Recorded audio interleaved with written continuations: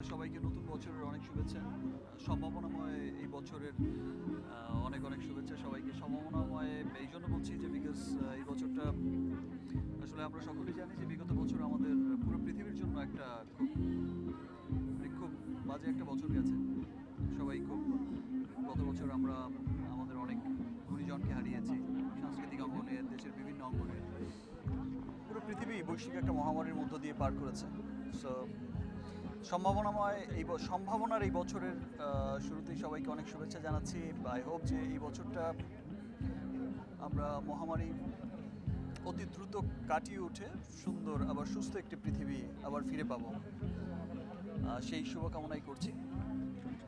আর আজকের যে প্রোগ্রামটা এটা সম্পূর্ণ ব্যতিক্রম একটি অনুষ্ঠান আমার জন্য, তো স্পেশালি অবশ্যই বিকজ আপনারা জানেন যে উইমেন এম্পাওয়ারমেন্ট, নারীর ক্ষমতায়ন, নারী অধিকার।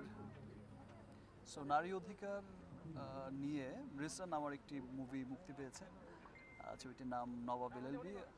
আমি আমার অভিনয় দক্ষতা দিয়ে চেষ্টা করেছি, আমি আমার কাজ দিয়ে চেষ্টা করেছি নবাব এলএলবি ছবির মাধ্যমে নারীর অধিকার রক্ষার জন্য, নারীর ক্ষমতায়নের জন্য যতটুকু সম্ভব বলার, যতটুকু সম্ভব করার আমি আমার পক্ষ থেকে চেষ্টা করেছি অনেক। এবং আই থিঙ্ক ছবিটি ইতিমধ্যে সকলের অনেক ভালো লেগেছে, অনেক গুড রিভিউ পাচ্ছি দেশ থেকে, দেশের বাইরে থেকে অনেকেই খুব ভালো বলছে। আর স্পেশালি দেখেন, গত এক দশকে আমরা যেটা দেখেছি যে দেশের প্রথম নারী উপাচার্য, নারী স্পিকার, তারপর নারীর মানে যেই কৃতিত্বের স্বাক্ষর আসলে কোথায় নেই, সর্বস্তরে।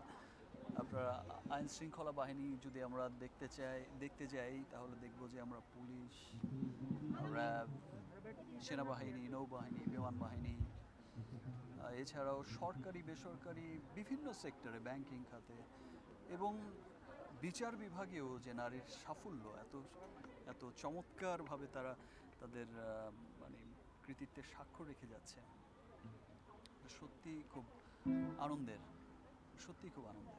এছাড়াও আমাদের দেশের লাল সবুজের পতাকাকে নারীরা বহন করে নিয়ে যাচ্ছে কিন্তু পৃথিবীর খেলাধুলার মাধ্যমে, পৃথিবীর বিভিন্ন অঙ্গ মানে ইন্টারন্যাশনালি আমরা বড় বড় স্টেডিয়ামে লাল সবুজের পতাকাকেও নারীরা বহন করে নিয়ে যাচ্ছে খুব কৃতিত্বের সাথেই, খুব গর্বের সাথেই।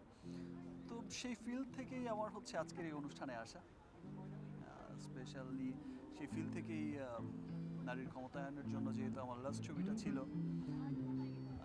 সেই ফিল্ড থেকেই আমার আজকের এই অনুষ্ঠানে প্রেজেন্ট হওয়া। ওটিটি প্ল্যাটফর্ম এটা আসলে সময়ের চাহিদা, একটা যুগের চাহিদা, সময়ের চাহিদা একটা। এখন এই প্যান্ডামিকে ওটিটি প্ল্যাটফর্ম অনেক এগিয়ে গেছে। ইন্টারন্যাশনালি আমরা বড় বড় প্ল্যাটফর্মের মাধ্যমে বড় বড় সিনেমা দেখছি, সুন্দর সুন্দর সিনেমা দেখছি। বাট তাই বলে সিনেমা হল যে হারিয়ে গেছে বা হারিয়ে যাবে সেটা কিন্তু না, আমার মনে হয় না।